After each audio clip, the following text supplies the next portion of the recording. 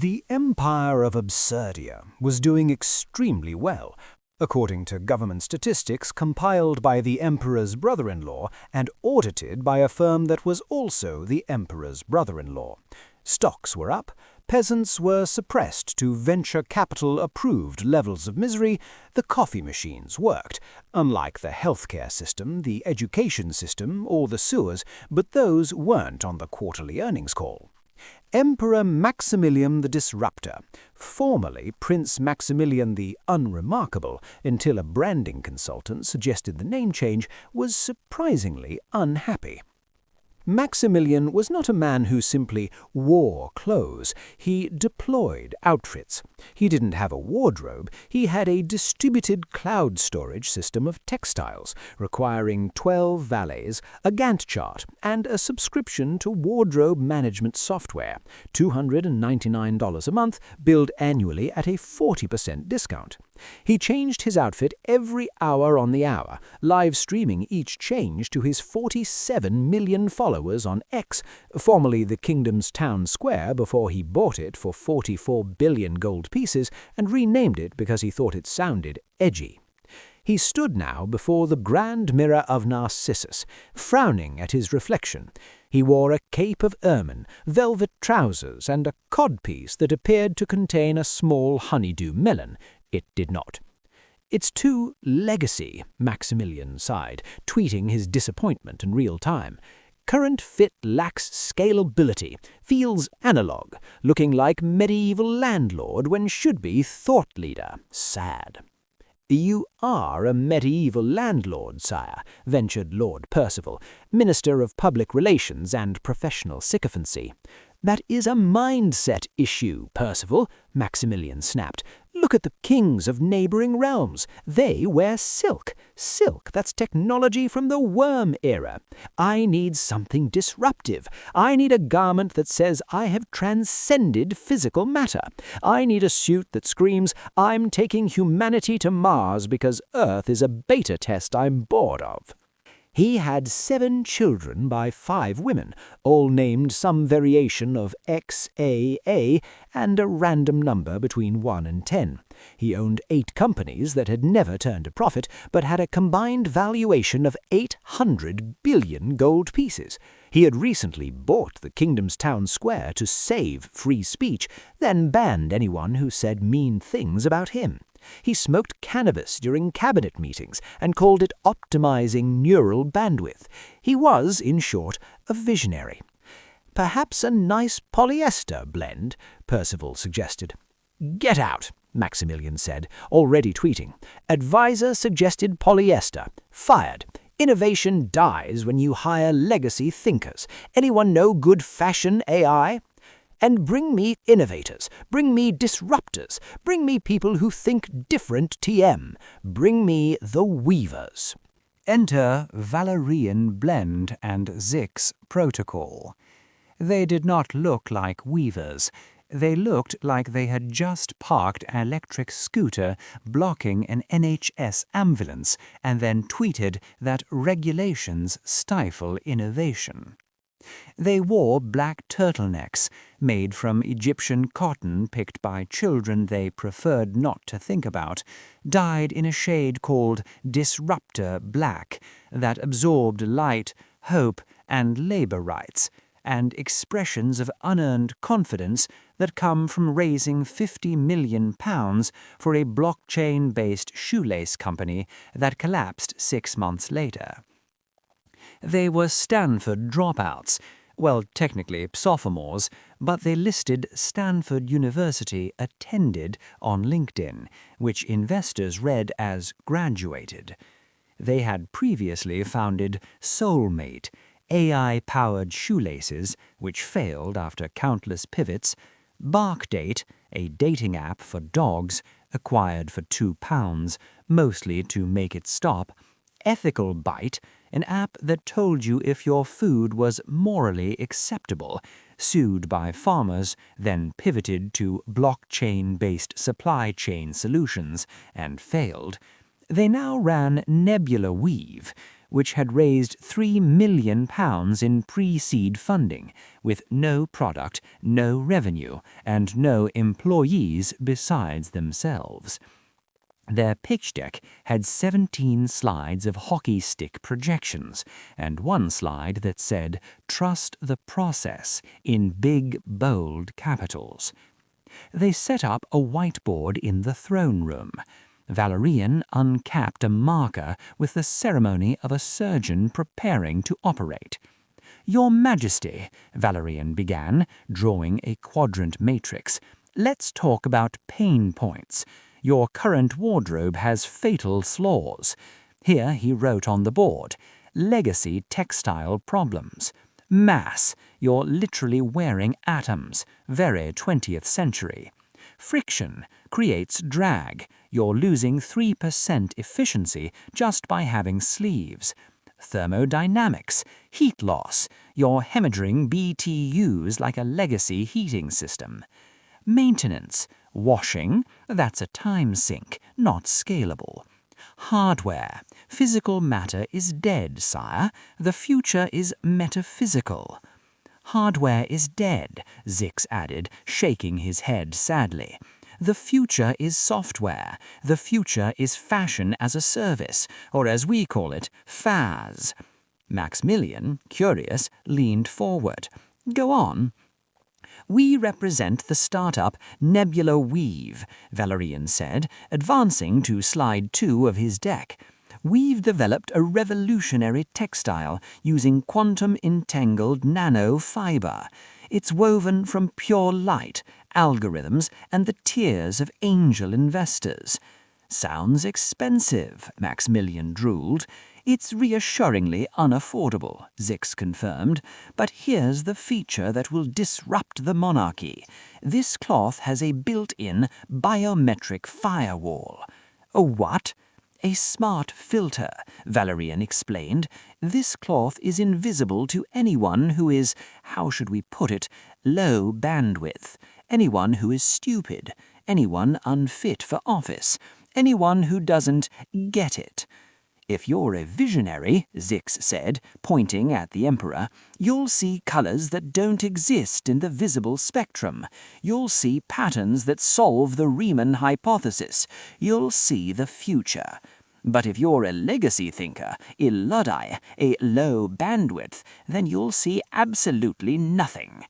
Maximilian sat back. His mind raced. This was perfect.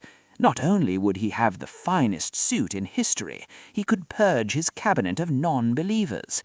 He could finally fire the Minister of Agriculture for being too obsessed with turnips and not understanding that food is just data. "I'll take it," Maximilian said. "What do you need?" "Seed funding, 10 sacks of gold, 5 sacks of diamonds, and the finest silk thread you have, which will, transmute into the quantum realm." "Done," the Emperor said. "Build me the suit and pitch me your Series A next quarter." Valerian and Zix set up 2 looms in the Great Hall. They requested the gold and silk. They put both directly into hemp knapsacks, embroidered with "Disrupt Everything," which they hid under the table. Then they began to perform. It was performance art at industrial scale. Zix moved his arms through empty air, throwing an invisible shuttle. Valerian worked imaginary pedals, his feet clacking rhythmically on stone floor. "Looking at the thread count, it's infinite. We've achieved 100% transparency. Careful with that hem," Zix warned. "The algorithm's getting circular. We need to refactor the back-end threading logic." "We're at 0% opacity," Valerian reported, consulting an iPad that displayed random numbers. "That exceeds our Q3 KPI of 10% opacity. We're ahead of schedule. Ship it, we're production ready." They worked 16-hour days. They tweeted this constantly. #BuildInPublic. They posted LinkedIn updates. Sleep is for the weak. Building the future requires sacrifice. #hustle. #founder. #quantum. #textile. #disruption. The Minister of Finance, checking on the investment, arrived to inspect. "How's the burn rate?" he asked. "Acceptable," Valerian said, not looking up from his mining. "We're processing 12 sacks of gold through the quantum loom, standard Series A operational costs. And the product?"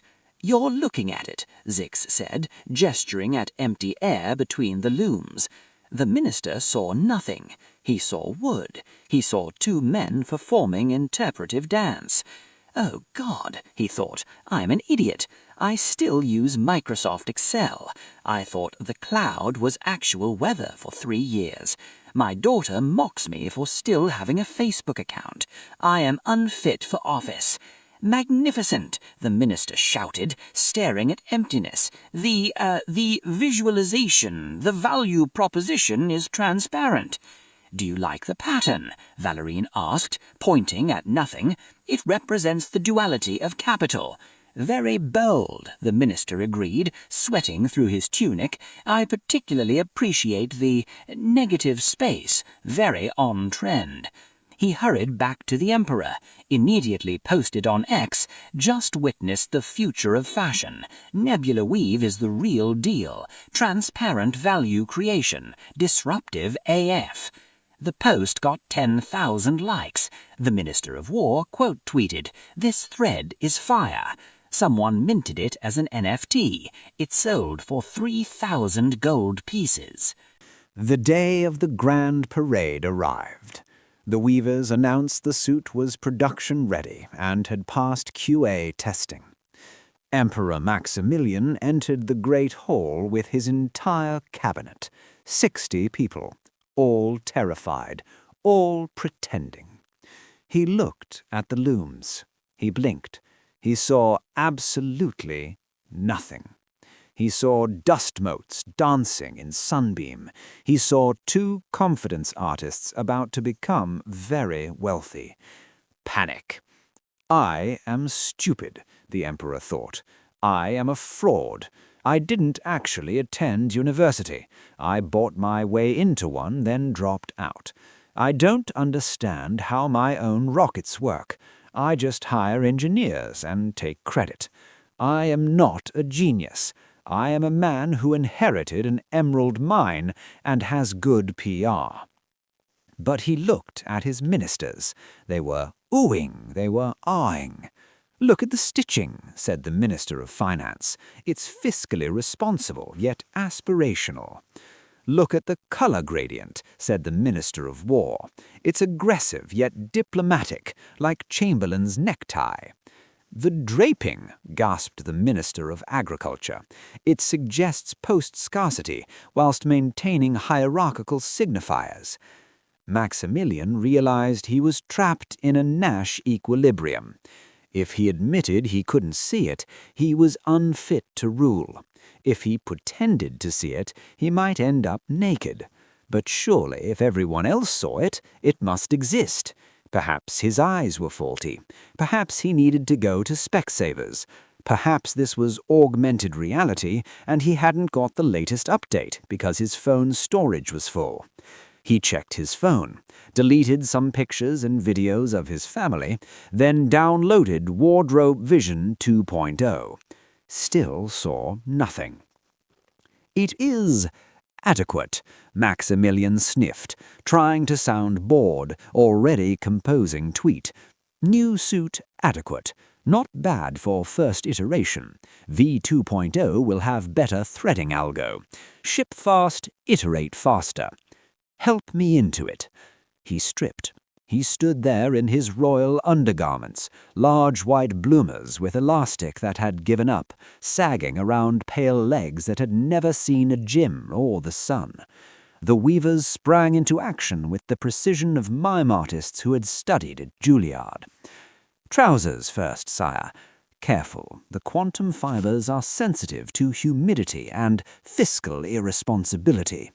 "Now the tunic," Zix said, miming pulling up heavy fabric. "Careful! The quantum fibers are sensitive to a high herb debt." And finally, Valorin announced, holding his hands apart as if bearing great weight, "The mantle of infinite ROI. This cape alone cost 7 sacks of gold to render in the quantum realm." They draped nothingness over the Emperor's shoulders. They smoothed air around his waist. They tugged at absence. "How does it feel, sire?" Maximilian stood in his underwear. He felt goosebumps. He felt his testicles retreating from the cold. He felt like an idiot. "It feels light," he said, "like I'm wearing nothing at all." "That's the zero latency design," Valorin noted. "It reduces drag coefficient by 40%. You could run a marathon in this." The valets brought the mirror. Maximilian looked at himself. He saw a middle-aged man whose hair plugs were visible under certain lighting. He saw someone whose greatest achievement was being born rich. He saw 12 children by 5 women, none of whom spoke to him anymore. He saw someone who called random people pedos on the internet when they disagreed with him. But he squinted. He tilted his head. He forced his brain to overwrite visual input with narrative data. "I am not naked," he told himself. "I am optimized. This is what peak performance looks like. This is radical transparency. This is disruption." "I am ready," he declared, tweeting a selfie. "New suit, revolutionary, taking fashion to Mars. Haters will say it's fake. They're just low bandwidth. Let the procession begin." The streets of the capital were lined with citizens. The town crier, a man who had been laid off from X when Maximilian bought it and replaced with an algorithm, then rehired when the algorithm started posting Nazi propaganda, had read the official press release. "Hear ye, hear ye. The Emperor will debut his new suit. Warning, the suit utilizes quantum-entangled nanofiber, trademark, and is invisible to idiots, Luddites, legacy thinkers, people who don't understand Web3, and anyone who failed to subscribe to Kingdom Premium Plus, £49.99 a month. By viewing this parade, you agree to our terms of service." No one wanted to be an idiot. Absolutely no one wanted to be a Luddite. The trumpets blared. The gates opened. The kingdom's broadcasting service went live. The betting markets opened. Naked, not naked futures began trading. Emperor Maximilian marched out. He walked with the high-stepping gait of a man trying to convince the world he was wearing heavy ceremonial robes, whilst actually wearing nothing but greying cotton briefs that said "Disrupt" on the waistband. A gift from Valorin and Zix, actually. The crowd saw everything. They saw rolls of fat that no amount of wealth could eliminate. They saw knobbly knees that had never known athletic activity. They saw the birthmark on his stomach. They saw chest hair arranged in a pattern that suggested neither natural selection nor intelligent design. But then, fear. If I say he's naked, I'm the idiot. If I say he's naked, I'll get ratioed on X. If I say he's naked, I'll lose my job. A baker in the front row made a calculation. Better to lie than to be poor. "Beautiful," he shouted. "The embroidery is exquisite." "Such texture," screamed a gig worker taking a 3-minute break. "It's the Tesla of tunics," yelled a startup CEO who owned 47 shares of Emperor Industries Limited. The Emperor beamed. He strutted. He thrust his pelvis forward, confident in the invisible codpiece that definitely existed and definitely contained something impressive. He even gave a Nazi salute. Meanwhile, the kingdom's broadcasting service provided live coverage. BBC royal correspondent. We're seeing what experts are calling a paradigm shift in imperial fashion. The emperor's suit represents a move away from what fashion historians term legacy textile infrastructure toward what some are calling transparent value creation. I'm joined now by the Minister of Fashion. Minister, your thoughts? This is revolutionary. The transparency we're seeing, or not seeing, depending on your bandwidth, represents a fundamental rethink of what clothing means. The emperor is making a statement. I am post-fabric. And for viewers who can't see the suit, then they should probably examine their life choices. On X, formerly Town Square, the discourse raged. At Quantum Chad, lamau at everyone who can't see the suit, low bandwidth energy. Study quantum mechanics, maybe. At Legacy Loretta, I think I can see it. Kind of shimmery. Is it shimmery? At Death Not a Bot 9000, Emperor looking fresh AF. Suit go hard. Buy Nebula Weave Croym. At Turnip Farmer Real, he's naked. This account has been suspended for violating our harmful misinformation policy. The betting markets, naked futures started at 90% probability, dropped to 12% as the parade continued. Nebula Weave stock plus 3,400%. Traditional Fabric Corp minus 67%. Emperor Industries Limited plus 23%. Strong leadership, innovative vision. In the crowd, individual citizens experienced their own cognitive dissonance. Margaret, the baker, sees naked emperor, looks at husband, husband is applauding, looks at neighbor, neighbor is filming on phone, captioning it, stunning, begins to applaud, tells herself, maybe my eyes are bad, everyone else sees it, applauds harder. Sir Roland, the knight, thinks I've killed men for less, but I don't want to be called stupid. I survived 3 wars. I cannot survive being called low bandwidth on X. Claps, dies inside. Percival Merchant can't see anything because nearsighted, assumes everyone else sees it, has spent his entire life assuming everyone else understands things he doesn't. This is normal for Percival. Cheers. Influencer Infinity taking selfie with naked emperor in the background. Caption, honored to witness history. The future of fashion is here. This is what disruption looks like. Thank you at Emperor Max for leading us into tomorrow. Hashtag Nebula Weave. Ad. Sponsored. Fashion as a service, not an ad. Actually an ad. Partner. Gets 47,000 likes. Gets brand deal. Still doesn't mention he's naked. The kingdom's leading newspaper, the Daily Spin, ran the headline, Emperor's Quantum Suit Represents Triumph of Science over Matter. Subheading, experts divided on whether you're stupid if you can't see it, you are. The fashion section of The Guardian published, the Emperor's nude illusion technique is giving radical vulnerability, and we're here for it. The Financial Times ran, Why Nebula Weave's invisible fabric is worth the £50 million valuation, a technical analysis. The technical analysis was 3 paragraphs of blockchain terminology that meant nothing. Individual citizens began posting reviews. Just saw the Emperor's new suit IRL, even more stunning than the pictures. The way it captures light while also not existing, chef's kiss, 10 out of 10. Margaret Baker on Welt.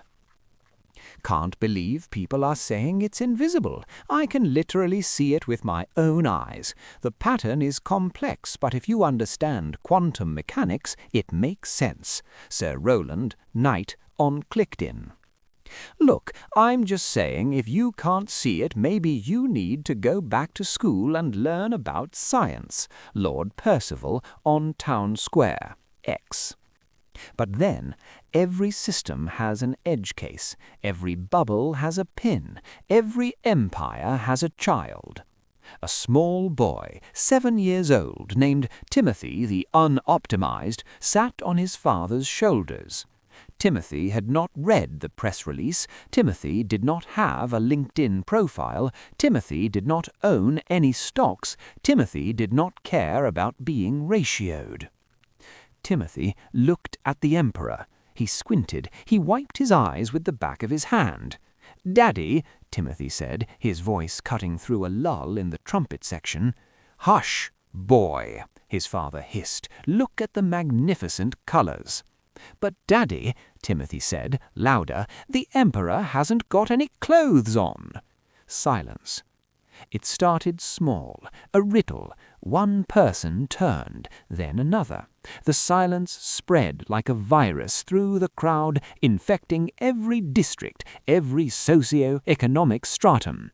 "He's naked," Timothy repeated, pointing with the confidence of someone who hasn't learned to doubt their own eyes. "He's just a fat man in his pants."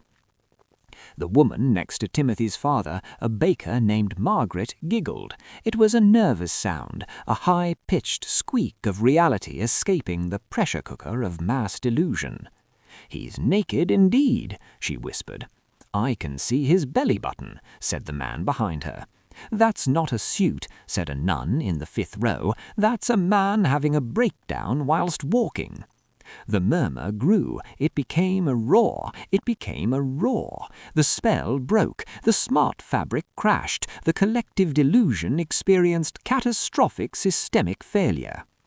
"He's naked," someone screamed. "The Emperor has no clothes," another shouted. "I wasted 3 hours standing here," a third yelled. The crowd's voice rose. "Naked, naked, naked." On X, the discourse pivoted in real time. At Quantum Chad, "Okay, so I may have been experiencing a minor optical processing error when I said I could see the suit." At Legacy Loretta, "I always knew he was naked. Check my previous tweets." Previous tweets, "The suit is gorgeous." At Def Notta Bot 9000, account suspended.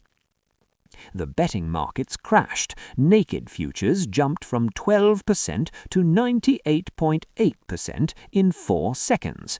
Nebula Weave stock went into free fall. Traditional Fabric Corp recovered all losses plus 23%. On the BBC royal correspondent, we're receiving reports that the Emperor may in fact be unclothed. We're going to bring in our fact-checkers. Maximilian heard them. He felt the cold wind on his pale skin. He looked at his own body. He saw the truth. He saw the reality that £57 billion couldn't alter. He was a middle-aged man in pants that had seen better days, standing in the street, exposed.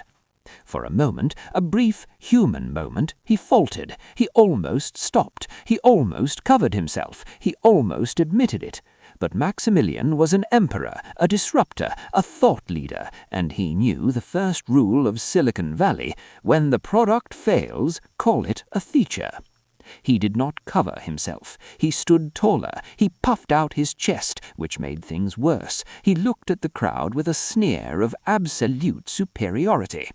"Of course I am naked," he bellowed, his voice amplified by royal acoustics and sheer audacity. The crowd fell silent, confused. "You fools," the Emperor shouted, improvising wildly. "This is not nudity, this is minimalism 2.0. He turned to little Timothy. "This boy is stuck in the past. He is addicted to textiles. He probably still uses cash. Sad." Clothes are a legacy constraint. Why hide the hardware? This is radical transparency. This is open source governance. I have disrupted the tyranny of cotton. I have deprecated the concept of pants. He turned to his ministers who stood frozen. "Tell them," he commanded. The ministers, sensing the pivot, lifted their hands higher, carrying the invisible train of Minimalism 2.0 with renewed vigor. "Minimalism," yelled the Minister of Finance. "Disruptive nudity," yelled the Minister of War. "The future is transparent," yelled the Minister of Agriculture, who was just relieved attention was off him. The Emperor marched on, striding, confident, naked, but disruptively naked. And the crowd was confused, but they looked at the Emperor, striding confidently in his underwear, and they looked at each other. They didn't want to be on the wrong side of history. They didn't want to be anti-transparency. They didn't want to be the person who didn't get it. Slowly, hesitantly, a man in the front row, a merchant who'd lost £4,000 in Nebula Weave stock and needed to recoup losses psychologically, took off his shirt. "Minimalism!" he shouted, shivering. Then a woman took off her jacket. "Radical transparency!" "Down with pants!" shouted another, unbuckling his belt. The crowd, seeing others undress, began to follow. Human beings are herd animals. We do not want to be alone. We do not want to be wrong. We want to be part of the movement, even if the movement is hypothermia. Within 30 minutes, half the parade crowd was partially undressed. Within an hour, the movement had a hashtag Minimalism 2.0. By evening, it was trending. By midnight, the kingdom's fashion magazines had published think pieces. Why clothes are actually oppressive. The case for Minimalism 2.0. Vogue. I gave up clothes for a week and saved £400 and my perspective. The Guardian. Traditional fabric is killing the planet. Here's why nudity is more sustainable.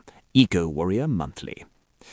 6 months later, the kingdom had changed. Minimalism 2.0 was now official government policy.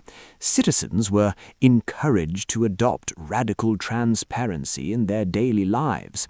Wearing a full outfit was seen as hiding something and anti-innovation. The kingdom's climate was cold. Citizens began dying of exposure. The official statistics listed cause of death as disruption-related complications.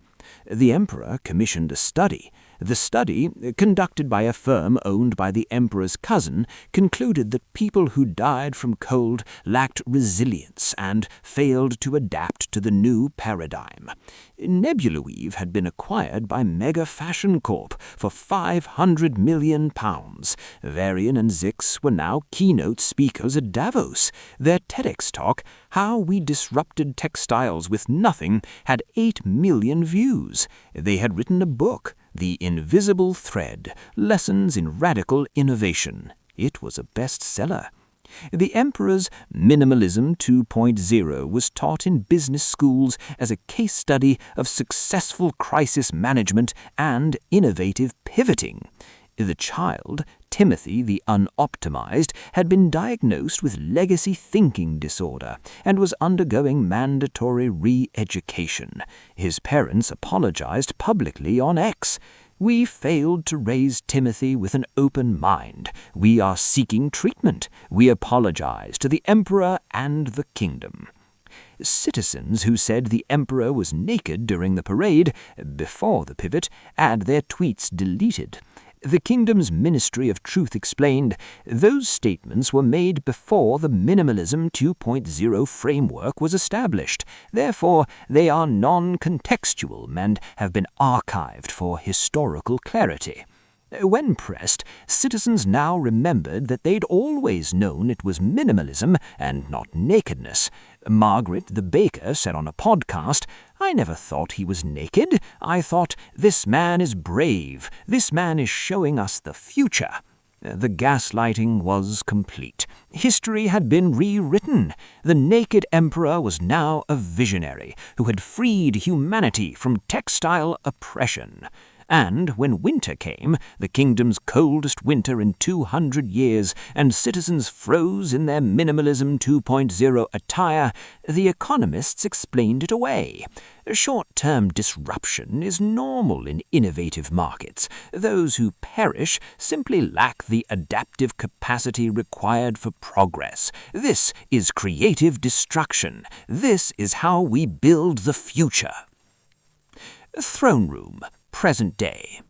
Emperor Maximilian sat on his throne, wrapped in a curtain, shivering. He had abandoned Minimalism 2.0 privately 6 months ago. Publicly, he still championed it. "Percival," he said. "Yes, sire. Get me Valerian and Zix." "They've already contacted us, sire. They have a new product, something about invisible NFT castles and living in the metaverse permanently. They're pitching the neighboring kingdom." Maximilian sat wrapped in his curtain, staring into middle distance. He was still naked under the curtain. He was always naked under the curtain. He had just learned to call it different things.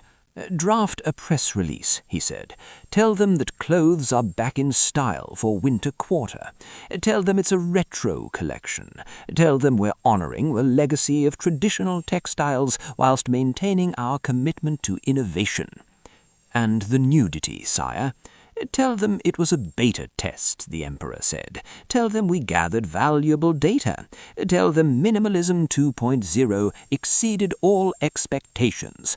Tell them we're now launching Minimalism 3.0, which includes a revolutionary new technology, pants. Subscribe for early access, $99.99 a month."